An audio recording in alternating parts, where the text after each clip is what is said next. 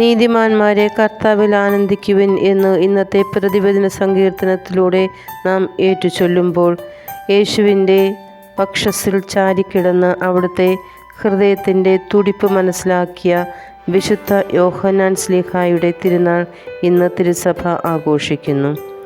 ദൈവത്തെ അറിയുകയും അവിടുത്തെ ഹൃദയത്തിൽ വാസം ഉറപ്പിക്കുകയും ചെയ്ത ഈ വിശുദ്ധൻ നമ്മെ ഓരോരുത്തരെയും നിഷ്കളങ്കരായി ജീവിച്ച് യേശുവിൻ്റെ ഹൃദയത്തിൻ്റെ തുടിപ്പനുസരിച്ച് പ്രവർത്തിക്കുവാൻ ക്ഷണിക്കുന്നു. ഈ ക്ഷണം സ്വീകരിച്ച് ദൈവകൃപ നിറഞ്ഞവരായി ജീവിക്കുവാൻ നമുക്കും ഇടയാകട്ടെ എന്ന് പ്രാർത്ഥിക്കാം.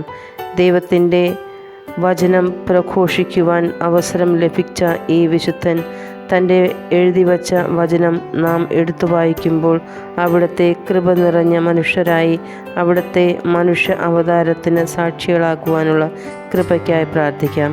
ദൈവം നമ്മെ സമർത്ഥമായി അനുഗ്രഹിക്കട്ടെ.